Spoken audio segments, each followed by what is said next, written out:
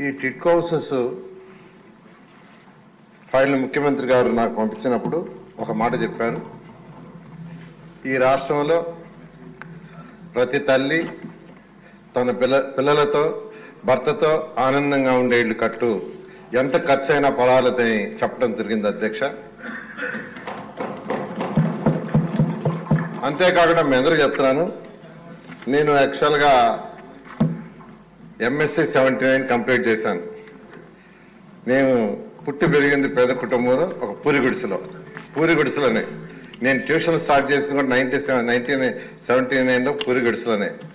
అందువల్ల పూరి గుడిసెలో ఉంటే ఇబ్బంది లేదు నాకు తెలుసు కాబట్టి ముఖ్యమంత్రి గారు ఇచ్చిన ఈ అవకాశాన్ని ఈ రాష్ట్రంలో ఉన్న ప్రతి పేదవాళ్ళకి మంచిళ్ళు కట్టాలనే ఉద్దేశంతో అమరావతి రాజధాని విషయమై అనేక దేశ విదేశాలు తిరగడం జరిగింది.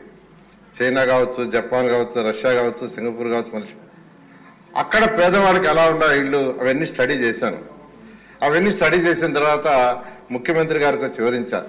అంటే ముఖ్యమంత్రి గారు చెప్పారు ఇతర దేశాలు కూడా ఎలా ఉన్నాయి, ఇతర రాష్ట్రాలు ఎలా ఉన్నాయి స్టడీ చేయమని చెప్పిన తర్వాత వారు వెంటనే యాక్చువల్గా దీన్ని యాక్సెప్ట్ చేయడం. టెక్నాలజీ కూడా అనేక టెక్నాలజీని స్టడీ చేశాం. వీటన్నిటిలో కంటే కూడా షీర్వాల్ టెక్నాలజీ అయితే ఎంతో వేగవంతంగా హై క్వాలిటీగా కట్టొచ్చని షీర్వాల్ టెక్నాలజీతో డిసైడ్ చేయడం జరిగింది. అయితే ఆ రోజు 2014-19లో ప్రధానమంత్రి గారు 2022 కల్లా ప్రతి ఒక్కరికి సొంత ఇల్లు ఉండాలని యాక్చువల్గా నిర్ణయించి ఈ యొక్క హౌసెస్కి 1,50,000 ఇచ్చేట్టుగా నిర్ణయిస్తే ఆ రోజు కేంద్రంలో ఈ యొక్క సేమ్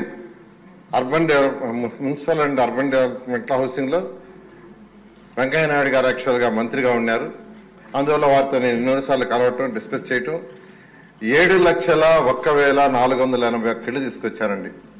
7,01,481 ఇళ్ళు. దట్ ఈస్ ది హైయెస్ట్ భారతదేశంలో అన్ని రాష్ట్రాల కల్లా హైయెస్ట్ ఇళ్ళు తీసుకొచ్చింది మన రాష్ట్రం. దీంట్లో 5 లక్షల ఇళ్ళకి యాక్చువల్గా మనం అడ్మినిస్ట్రేటివ్ క్లియరెన్స్ ఫస్ట్ ఇచ్చాం. అంటే అడ్మినిస్ట్రేటివ్ క్లియరెన్స్ ఇచ్చే ముందు సైట్స్ ఉండాలి.